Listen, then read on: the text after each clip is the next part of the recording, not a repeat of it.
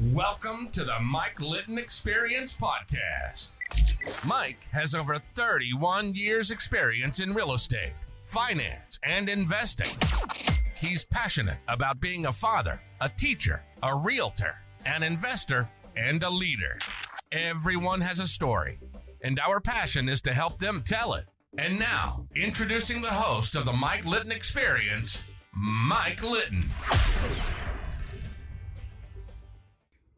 So what can you expect from the Mike Litton Experience? You can expect stories that will inspire, motivate, advice that will sharpen your focus, and expert information on real estate, finance, and market conditions. Dr. Eva Selhub, thank you so much for being our guest on the Mike Litton Experience. I'm super excited for our time together. Like we talked about before we hit record, everybody has a story, and our passion is to help them tell it. So with your permission, we're going to start with where you were born, go all the way up to today. And then we want to talk about these 6 books that you've written. We want to talk about the speaking that you do. We want to talk about the teaching and the consulting that you do. I'm super excited for our time. Thank you again for being here. Thank you for having me. I'm just super excited. I was telling you before that I love your energy. I love the level of inquiry and creating that environment to get to know each other and inspire others through our own stories. So, and that's exactly what you're going to do. I promise. Excuse me. Thank you. I'm really excited. So where were you born? So my story started 57 years ago. I was born in Cleveland, Ohio, of all places. My mother actually met my father in Israel, and they went to Case Western Reserve where he got his PhD. Okay. So that's where they had me. And then when I was about a year and a half old, we moved to Jerusalem, to Israel, Okay. where I lived there till 1972. At which point, 1975, and before that was there was a big war. Right. That I do remember running to shelters and living in my little blanket and my sleeping bag. I remember my colorful sleeping bag that I would sort of curl up in the bomb shelters during that time. And my father, who then felt that he didn't want his children having to deal with another war, and got a job offer in Chicago. We moved to Chicago in 1975. So I was about 7 or 8 years old when we moved to the south side of Chicago. So, and the south side of Chicago is like no other place in the world. You know, it's sort of, you're surrounded by sort of ghetto-ish areas, and then you've got affluent. I think Muhammad Ali's mansion was around there, and then you've got the University of Chicago area, so people from all over the world. So it was quite eclectic place to grow up. I was actually a minority, both being white and being Jewish. So I just thought that's just how America is. And so I was brought up in a very non-American type of way. So, you know, we didn't do football. We didn't, you know, we joined the swim team or soccer, things like that, which just wasn't a typical American way of being brought up. And I just thought that that's the way it was. And then when I turned 18, graduated from high school, I went to University of Pennsylvania in Philadelphia, again, a city environment. But I got now exposure to all different kinds of other people. I, at that point, had already decided I was going to do medicine. My father is a scientist. Grew up around hospitals, around doctors, and his work was in nutrition and health. And my mom was an audiologist before she went back to school to get her MBA. So I always knew I was going to be in the healthcare field. When I was younger, I used to look up the stars and say, I want to go home. So I never really felt like in the right place. I wanted to be a medicine woman. People listening may or may not remember this, but in 1976, there was a show called ISIS. And it was, I think, you don't know if it predated a Wonder Woman, but around that same time. And she was this magical woman who would turn into ISIS and then be able to telepathically move things and, you know, use the energy from her hands to be able to move big cars or vans. And I wanted to be her. So I'm giving this story so that you can see like later on what happened. So I was always interested in medicine woman and this kind of esoteric thing. I used to, you know, count to make myself go to sleep. I used to have to sort of use my breath to help me sleep because I had a different time sleeping because I really just wanted to go home and, you know, to the moon, where I felt like I belonged. And I also just did really well academically because that's how I fit in. Mm-hmm. So when we came to Chicago, I didn't speak any English. I was very odd, and I didn't fit in the way that I sort of got myself to fit in to sort of feel valued was to do well at school, which I found to be really easy. Yeah. And so we've got a little bit of social anxiety, some awkwardness, but also, academic pursuit. And so that led me to say, okay, I'm going to do a pre-med track in college. However, I want to study everything I possibly can. So I was a cultural anthropology major, a fine arts minor. And I was just like, if I'm going to be at this great school, I just want to, I have this insatiable need to learn. So that's what I did. And I spent a year in London, and where we didn't work so hard and had a great time going to theater and studying art and all that sort of thing. And I did my pre-med track, of course, along the way. And when at my junior year, my father got a job at Tufts University for the Human Nutrition Research Center for Aging, at which point my tuition remission was like gone because University of Chicago paid for everything. And my dad said, I'm not paying for you, you're going to Tufts, which was devastating. I was devastated. It's my senior year. I'm not going to know anyone. It was horrible. So I had a very devastating senior year. And I tell these stories mostly so people can connect to this notion of being an odd duck, never really fitting in and never really feeling like I belonged anywhere. And so that's what happened. And then I stayed in Boston with my family, went to medical school at Boston Medical, and my training at Boston Medical. And this is where life starts getting interesting. So I'm all set to be this, highfalutin doctor in intensive care units, saving lives. That's my plan. Residency is 3 years, fellowship is another 3 years. I'm at the end of the second year of my residency at Boston City Hospital, which is a pretty hardcore hospital. In 1996, we had a huge percentage of patients that had HIV and AIDS. In 1996, it's not like it is now. People just died of horrible deaths, terrible diseases. It was just a horrible thing to observe, to be witness to. And at the end of 1996, I was doing a procedure and the patient moved and I got stuck with the needle, which was infested with AIDS. Oh my goodness. So this is in June of 1996. And I tell this story often in that I ask people, what do you think I was feeling when at that point of needle puncture? And everybody says fear. And this is the thing, I did not initially feel fear. I initially felt shame that I had done something wrong. So again, I'm telling the story of like never fitting in, feeling like I don't belong, feeling there's something wrong with me. I did something wrong. And then when I'm squeezing my finger and it's turning blue and I'm trying to figure out like, how can I deal with this? How can I fix this? What can I do? And I couldn't figure out what I could do about it. There's nothing to do. And I had to call the chief resident and he said, I don't know what to do either, which led me into more fear. And we didn't have cell phones at the time. He sent me home and I had to wait for my phone to ring for the attending to call. This is like 4:00 in the morning, by the way.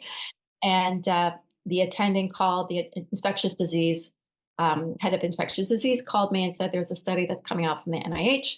It's post-exposure prophylactic cocktail medications that you take for 6 weeks to prevent conversion. These are the statistics. These are the chances of you getting HIV. And by the way, the patient also has hepatitis C. You've got 1 in 4 chance of getting hepatitis C. So Wow. I'm not really listening to what he's saying. I'm just hearing that I'm going to be the one that's going to die. Yeah. And I'm going to be the one who's going to, I had like $250,000 worth of school loans and that my parents co-signed. So of course, I'm feeling this horrible burden that I've created on my parents who are now going to have to pay for my loans because I'm going to die. And I'm not going to be able to work and I'm single and who's going to love me now? I'm going to die alone. I'm going to die unloved. I'm going to die a horrible death.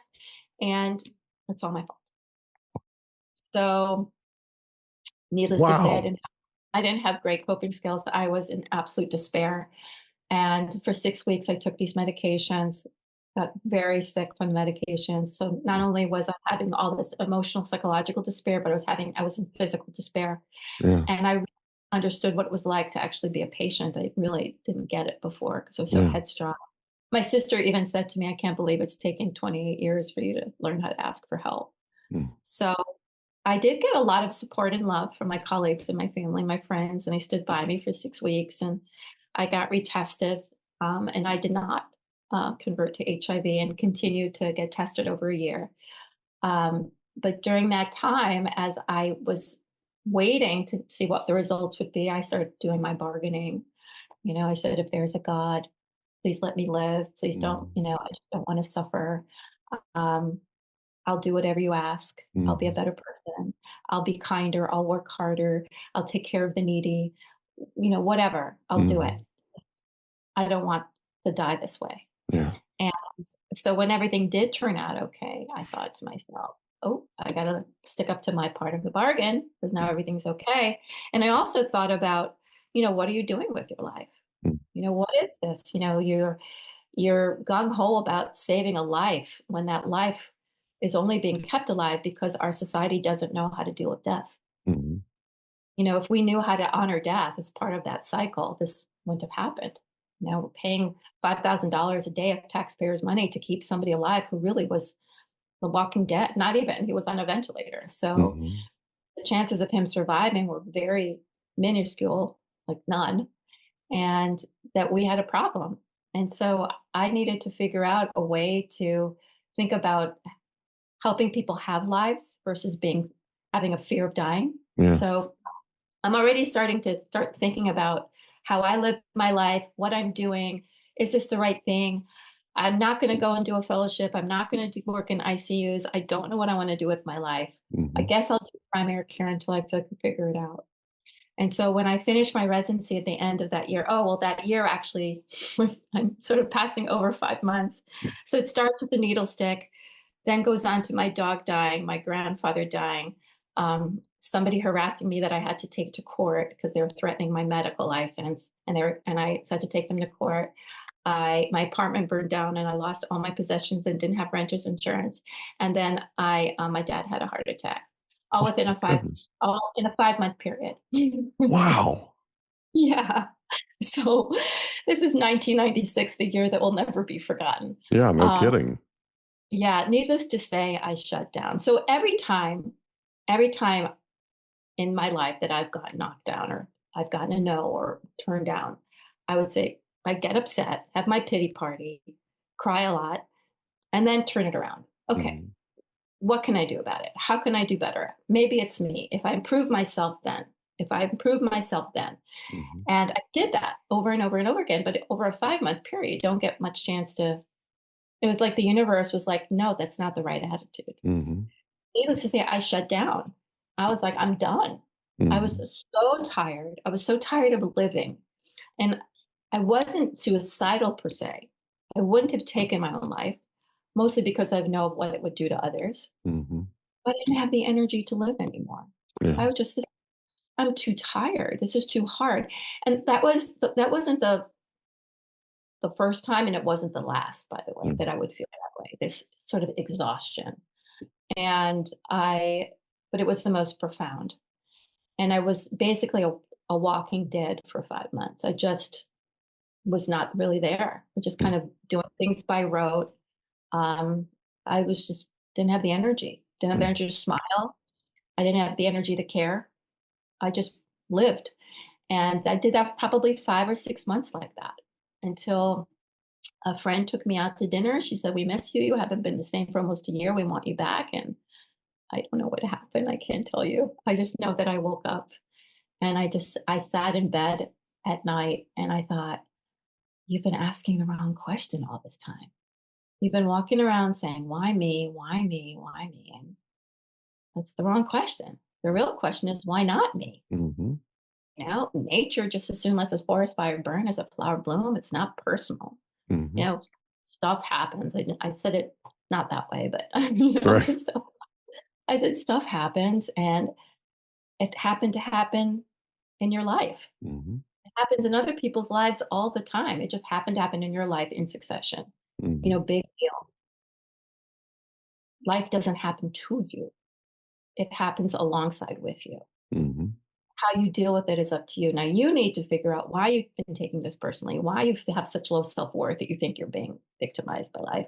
Where does this come from? I don't have all the answers, but I know that I need to figure this out. And that's when I started volunteering at the Mind Body Medical Institute, which is what it was called at the time at Harvard. And I was going to be a primary care doctor at a hospital that was affiliated with Harvard. So there it was. And about a year into that, of learning about meditation and psychology and nutrition, all these different facets of mind body interventions for health and well-being, they asked me to be their medical director. So one of the youngest medical directors probably ever.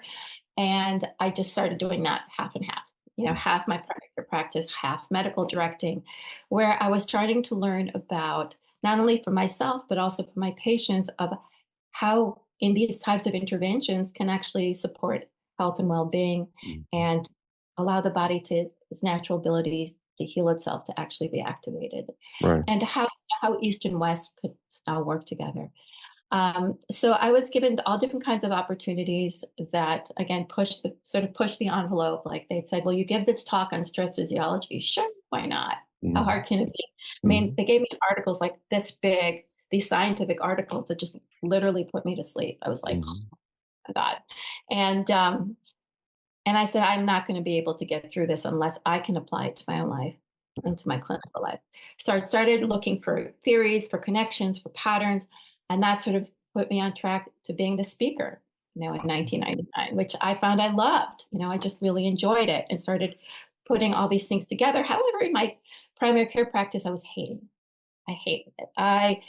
They were changing it over to the model that it is today, this incentive model. They were telling me that they were going to dock my pay if I didn't increase the number of patients I saw or utilize or prescribe the wrong medication. It was just really, my colleagues were being sued for something that like they didn't really do, but it was just fear-based medicine. And I thought, the day that I start looking at my patients as numbers is the day that I have to leave. Yeah. And I was just having panic attacks in between my patients. And I just also felt bad. I think, why do I not like this so much? I should like this. I should care about people, but I don't. This is horrible. I don't want to be doing this. And so this was in 2002 now. And in April of 2002, I helped deliver my niece. And as I'm taking her out, or they're handing her to me, this bloody mess, I was so in love that like time stood still. I mean, this over 20 years ago, and I remember it like it was yesterday, just this moment of holding this bloody mess. And in that moment, everything was going to be okay. I truly, truly believed that all was well. And I thought, how did I just go from absolute anxiety to all is well in a matter of seconds? It kept happening. And I thought to myself, what is happening here? I often get here through my meditative practice, but that takes a really long time. This happens in seconds. What's going on? And so I started researching the research and found that my colleagues in Germany had written a paper on the neurobiology of love. And that love has the same effect as meditation and also placebo, which is the belief in positive expectation, the belief in possibility of anything. I said, aha, I think I found a way to not have to meditate for hours on end and to help the body heal and also us psychologically to heal. And then I thought to myself, if I was truly loved myself and I was in a place of absolute love and possibility, would I want to work here?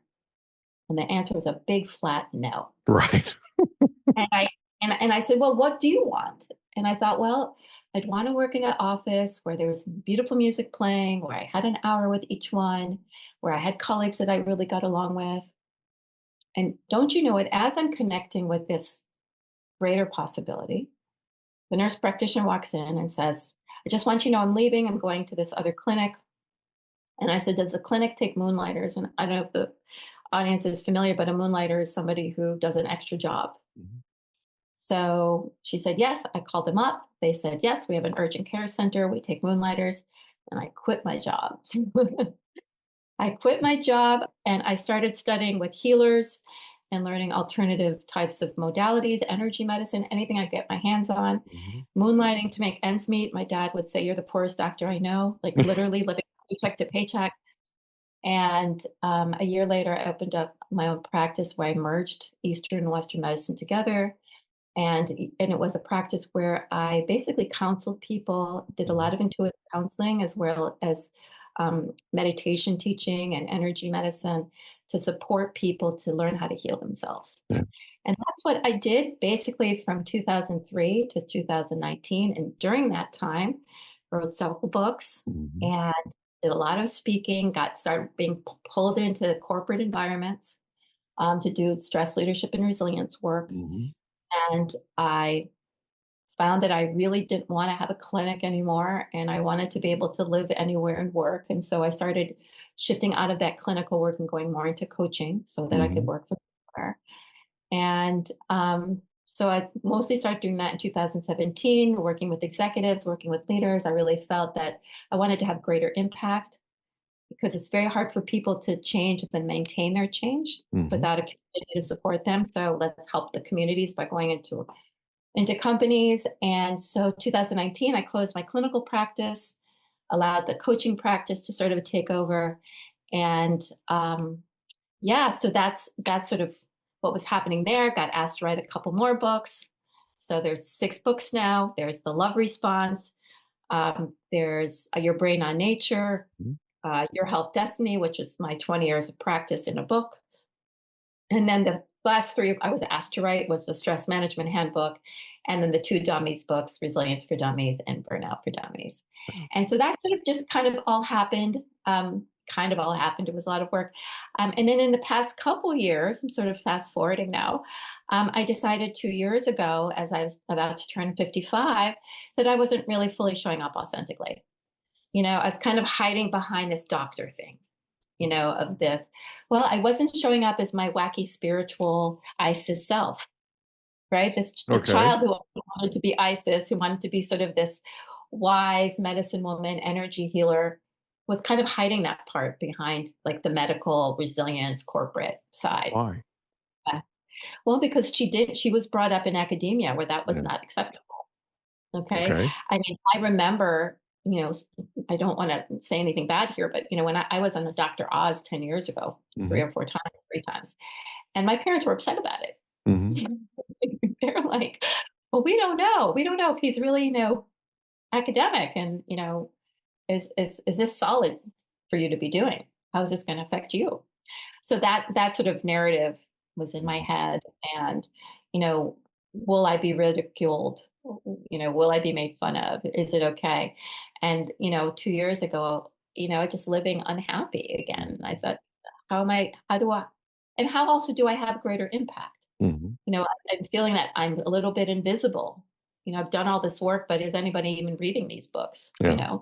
And the answer is no, not really, So I thought, well, if I want to be more visible, then I have to show up as authentically and get out of this invisibility pattern and have authentic presence. And what does that look like? And so that's been this past 2-year journey and sort of shifting how I do things and what I want to do and greater impact. And that brings me here today where, I want to be relaunching everything and finding ways to have the best possible impact on people. Awesome. I love your story. I have like 47,000 questions. So let me ask you this first. So you just mentioned that you didn't feel like you were showing up authentically. Were you showing up as a stoic, learned professional, right? Like how scientists show up, like how your dad would show up, that kind of thing? Mixed. I mean, so let's go back to what I said. I never felt like I fit in. Right. I always felt that I had to change myself to fit in. Yeah. And perform in a certain way. So I learned that if I took care of people, then I would be more valued. Yeah. So if I offered advice about when I was the strong person, if I was more stoic, more strong, less vulnerable, less emotional, then people would need me. Yeah. And then I would be wrong because then I would be needed. Yeah. And It also was part of my family. It's like, my dad needed a lot of attention. My sister needed a lot of attention. Other people, I mean, I have a huge bandwidth. Mm-hmm. So sure, let me support you to be taking care of you so that you can shine. And I'll just, I'm good. So that So I being needed was feeding your self-esteem That's correct. and It was any coming sort more of, of an outside in, not an inside out yeah, job. sort of Yeah, plugging the hole, so to speak, right? that's Yeah. correct. So And in let the me ask meantime, you this. I'm not showing my full self because I think if I show my full self, I won't be loved. Right. Well, you're vulnerable, right? If you show your Right. full self and people don't accept you, that's really scary, right? And you're alone, Yeah. Yeah. right? It's But if you're true. shutting yourself off and not really fully being present, you're alone anyway. Right. But the thing is, if you're not vulnerable, you're not authentic. So it's a Correct. double-edged sword, right? And people are sitting That's in the correct. audience going, okay, you might be this person who taught at Harvard. You might be this person that has all these accolades, right? University of Penn, all that kind of stuff. Tufts, right? All that. Tufts is a nice school, is a good school. But Mhm. going there your senior year, I can imagine was really devastating and you're Yep. somewhat traumatic, right? Yep. But one of the things that it did, because I truly believe that life happens for you, right? Is it Mhm. taught you how to pivot. It taught you how to, okay, I gotta go make relationships. I gotta go meet people I don't know because I spent 3 years at UPenn. I'm totally comfortable. I'm totally right. And then all of a sudden, here we go. Right. Yeah. Right. He might have done you a favor when you look Well, back that's the on it. thing. Right. Well, that's the thing. We can think we can. That's one of the things I came to realize. Yeah. You can always support a narrative. Yeah. Just which narrative do you want to support? I Yeah. think there's that story about which wolf do you want to feed? Yep. And so the narrative of, oh, I missed out on all these connections. Because I didn't finish in the Ivy League, I don't have those Ivy League connections, and I was so lonely and blah, whatever. And I can go with the woe is me victim story, and I can Mhm. certainly find tons of evidence for the past, how many 57 years of the Right. ways in was same thing. I was in Israel and I had all these friends and I was so happy. And they made us move to Chicago where I was lonely and miserable and the Mhm. kids made fun of me. And I went from being this like happy, explosive child to being, Yeah. really much more quiet. Right. So I can find evidence that's negative, Mhm. or I can say, did this serve me? Right. How does this serve me? How is this part of my journey to not go down the same route that most of humanity goes down Right. into believing everything that's in front of you or feeling victimized? Or I can see it how it serves me Mhm. to move beyond, to work with that shadow and and then embrace that shadow to Yeah. be like the full possible being that I can be in this And world. also prepare you to help others, right? Because That's it. you're going through these things so that you can come across somebody that gets stuck accidentally, right? That's And it.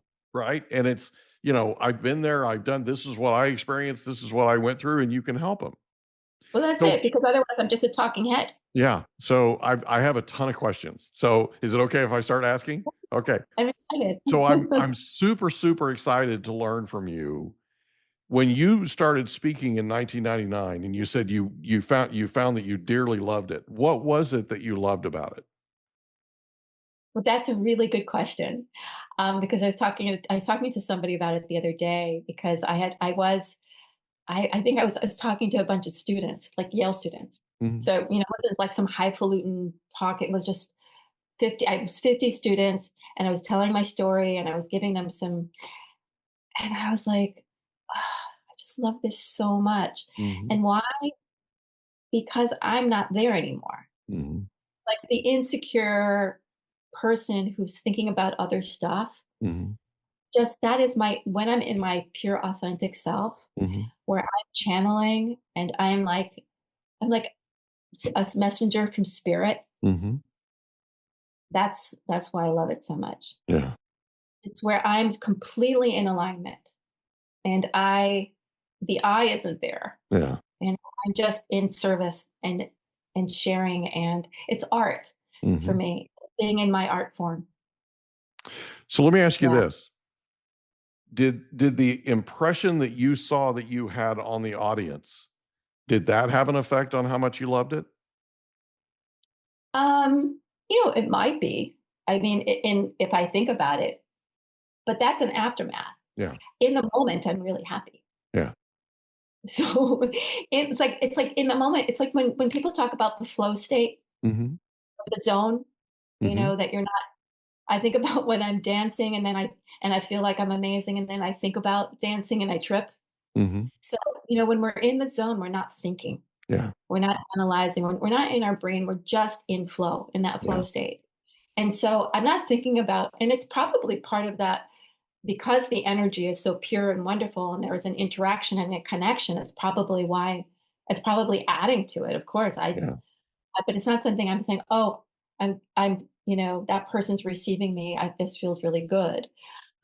It's just that I do believe that because I'm so aligned and connected to my audience, Mm-hmm. because what comes out of my mouth somehow knows how to connect with my audience. It Mm-hmm. changes. Mm-hmm. The words will change to meet my audience, and I'm Mm-hmm. not doing it on purpose. Yeah. It just happens. Yeah. So I'm just aligned. Yeah. The reason I'm asking is when I speak publicly, and when I'm teaching and speaking, right? Right. When I speak publicly, the thing that just absolutely juices me the most, I mean, we talked about this. I love people, right? Right. And the thing is, I love having an impact on them Yeah. even more. You know what I'm saying? And so there's a place where you look in their eyes and they get it. And it's Yes. like, I can't put a price tag on Yes. that. I couldn't tell you how Yes. Yes. unbelievably Yes. rewarding it is. It's just one of those things where it's like, wow, I actually reached somebody today. And even if it's only one person, you know what I mean? I helped that person. Does that make sense? And Yeah. so, Well, it's the experiences because my heart is so open yeah, and their hearts are so open. It's a yeah, heart connection. And it's you can't describe it in words. yeah, I mean, when you're talking, I get chills because it's yeah, exactly what happens. Like when I'm speaking, I know that I have the greatest impact because my heart is open yeah, and I'm connecting to their open hearts. And yeah, so, or helping them open their hearts. And so exactly. now we're having greater impact because we're heart to heart and we're really connecting and they're connecting to something greater than they're connecting to ideas, they're connecting to possibilities. And that's exactly right. That's sort of for me the greatest impact. Yeah. And Yeah. you're improving their lives, right? And you're Yeah. doing it through love, energy. You're doing it through your vulnerability and your authenticity. And that's the kind of thing when you're reaching them like that, there's just nothing in the world that I know that's that fulfilling. You know what I mean? It's like Nothing. it's incredible. It's absolutely Yeah. incredible. Anyway, I love it. that's why I wanted to ask No, you my about it. gosh. I was just talking to my friend about this the other day. Because, as I'm sort of figuring out how I want to show up, what's my stewardship going to look like going forward in the next how many years I have left. Yeah. Um, I'm thinking about what I really love and what I don't love and sort of revamping this, I guess, business model. And I said, I just love it. I Yeah. love, I love working with the audiences. I love it so much. And it's so fulfilling. Mhm. It's one of the most, I mean, I do enjoy the one-on-one work. It's very fulfilling, but there's something to be said when you're working in groups and the hearts are connecting with one another and Yeah. that they have a shared experience. It's so powerful. Yeah. Okay. Yeah. So I have some questions about your story, if that's okay. Okay. Okay. Yeah. So let's go back. We're going to rewind just a little bit. Okay. So growing up in Israel and then growing up in Chicago, what was your favorite thing about growing up there? In Israel or Chicago? Both. Both. Well, Israel, I was so young, but I just loved the sense of freedom Yeah. that I had as a child. Um, just we would run around all the time and I felt confident. I loved, my friends, and I loved that we were so connected to nature. There wasn't much happening back then. Right. I don't even think they had lettuce in the grocery store. It's very simple. Mhm. I love this. I remember the smells, Yeah. the smell of being there. And it was just sort of a level of connection with others Yeah. that was really powerful, and which we lost when we went to the US. It was just Right. that we had to sort of now find community and build Yeah. community. And and I didn't love how cold it was also in Chicago. Um, and in Chicago, I also loved the people were really cool people. I mean, once I got through the early childhood traumas of not fitting in, the people were pretty cool. They really did care about humanity. It was, again, very different. So, I mean, it's very liberal in that respect, that it was sort of very facing at helping humanity. That's how most people were. Yeah. And so it was a very unique place to grow up. It was just, like I said, a mecca of everything that you could find. And also lived a block and a half away from the lake. So we had nature and to a certain extent there as well, plus the city. Um, and I think I just enjoyed how nice people were. When, and, you know, when I think relative to the Northeast, where people are not so friendly.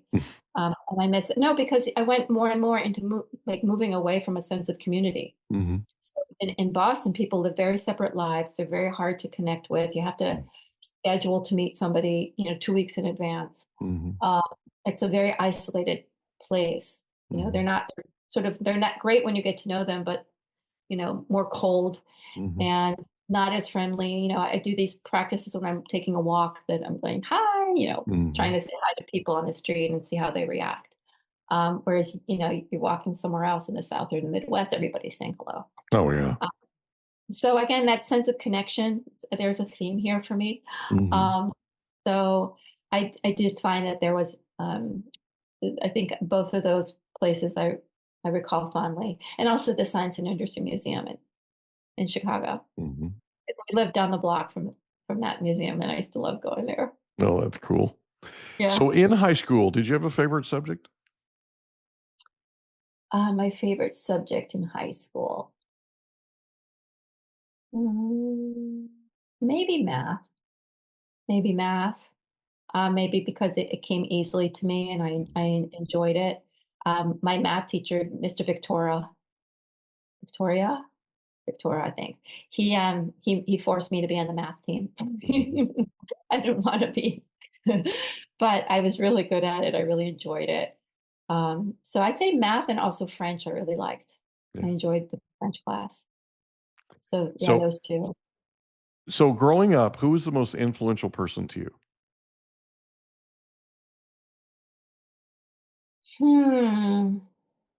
That's a really, really good question. Who was the most influential person to me? So this is what's super interesting because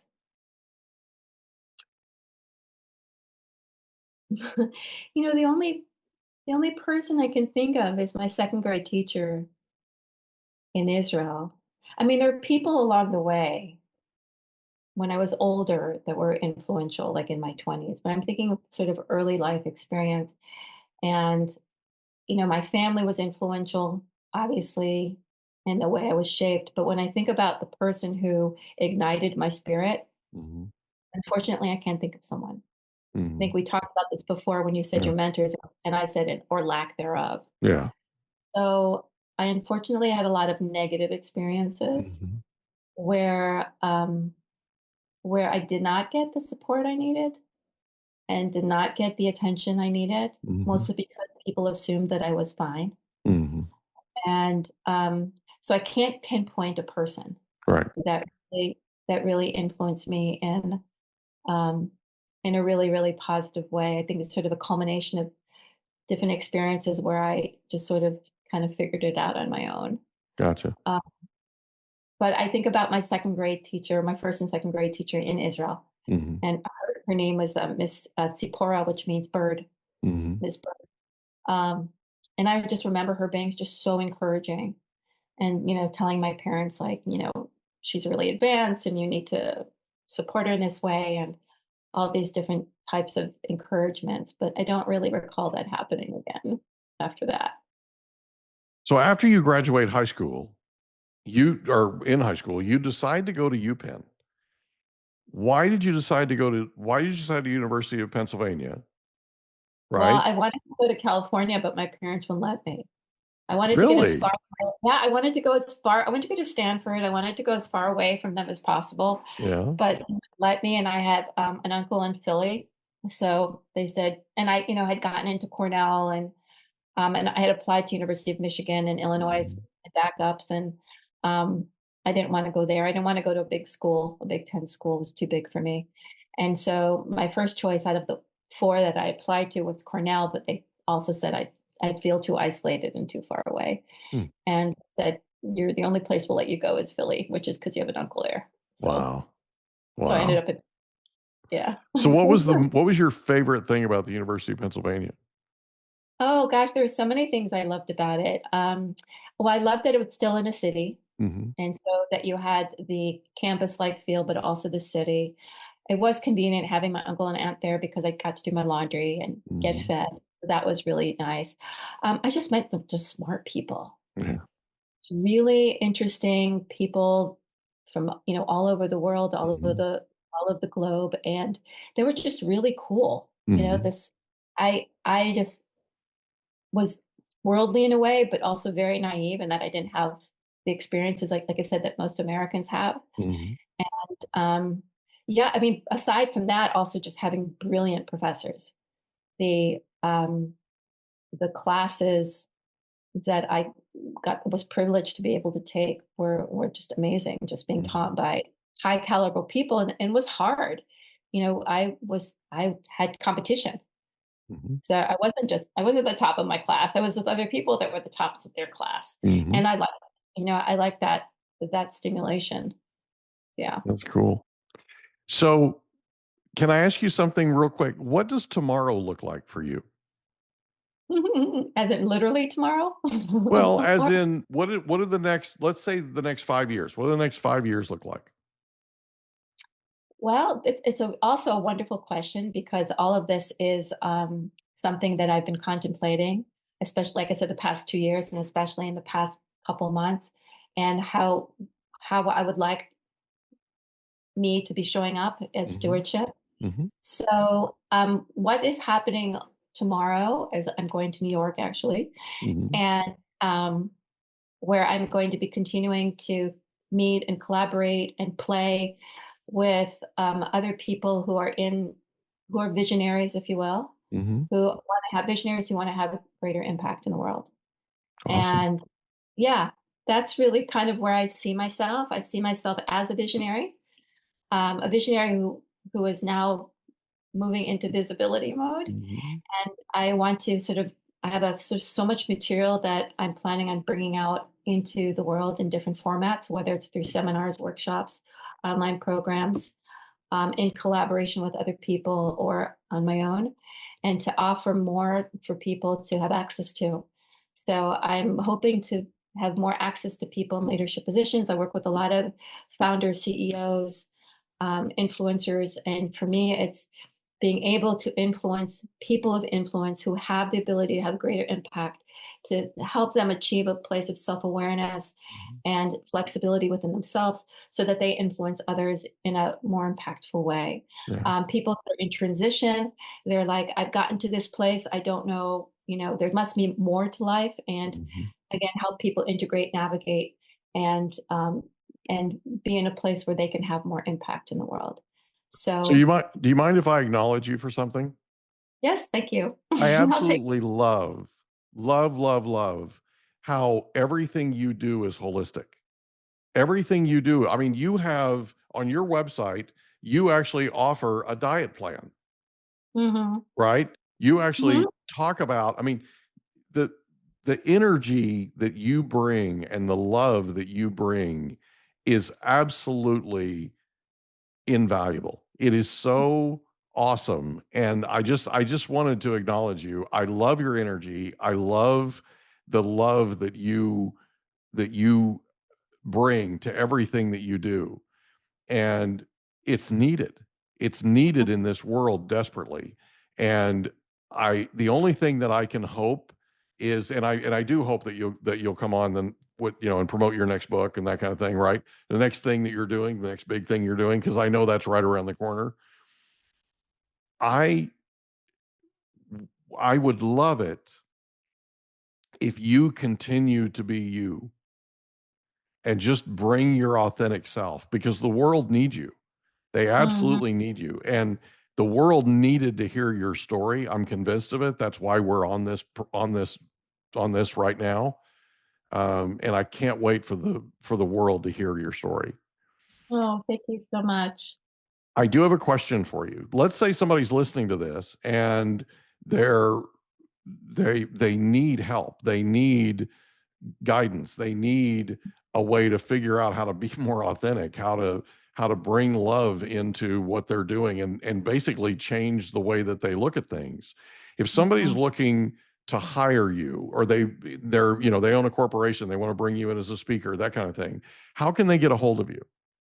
They can go to my website, or they can email me. So there's a contact form on my website, drselhub.com, and you can email me at dreva@drselhub.com, which will get to me. And you can also follow me on any social media channel and connect to me through those instant messages or through the messenger system on LinkedIn or Instagram or whatever those systems are. So you can really, I'm very reachable.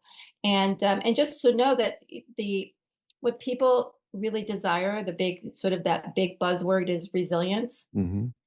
And to understand that in order to truly be resilient, because resilience is a bell-shaped curve. Yeah. Okay. It's sort of that we're all resilient. The fact that we're here, that we have been knocked down so many times and we've gotten back up, like we all have. It's just the fact that you got up through the uterus and you got out of the womb. That's a big deal. So, right. From that bloody mess to where you are now, exactly. Right? So as human beings, we're already resilient. The question is when do you tire out? Yeah. So you get knocked down, you get back up. You get knocked down, you get back up. And eventually it's harder to get back up. And that's going to happen in the aging process, that when you fall, your bones break versus bounce back. Yeah. And resilience is about the being able to bounce back into original form after adversity. And so the question is, are you bouncing back broken, or are you bouncing back whole or better than ever, better than before? And my goal for people, whether it's a person or an organization, is to be able to bounce back, because adversity will happen, better than before, to be in a place of flourishing, to be in a place where, you're glowing, where you're fit versus ill. And that encompasses everything. So for me, when people say, why did you leave medicine? And I said, well, because life is medicine. I don't separate it. Yeah. Right? It is about nutrition, and it is about your physical activity, and it is about your sleep, and it is about your thoughts, and about your relationships and your connections, and all of it is in that state of love. Because if I loved myself, I would do these things. Yeah. And if I was deeply connected to others, we would communicate better. Yeah. And so it affects how we then not only show up as human beings, but then how we show up as businesses, and how we relate to another businesses, and it affects our economy, and it affects our politics, and it affects our education system, and it affects our healthcare system, and all these systems that we know are broken, that require fixing. So like I said, this is a big vision, a big impact in being able to change the way we look at ourselves and look at the world and look at how we do business and how we do health and how we do politics and how we do teaching, so that we can then really flourish. Humanity can flourish. That's awesome. That's awesome. My I love it. I love it. So it's drselhub.com, drselhub.com. Correct. All right. We're going to put a link to it in your description for the episode, so people can just click on it and get to you. Thank you so much for being our guest on the Mike Litton Experience. This has been an absolutely amazing hour, and I loved every second of it. Thank you, Doctor. Thank you so much for having me. I've loved it. We hope you enjoyed another episode of the Mike Litton Experience. If you did, do us a favor, smash that subscribe button, tell your friends, family, and coworkers about our program, and wherever you get your podcasts, please leave us a rating. It helps us to connect with quality people just like you. And that's a wrap. Another episode of the Mike Litton Experience in the books. Reach out to Mike on Instagram at Litton Realty. Want to meet with Mike? Check out calendly.com/Rio760.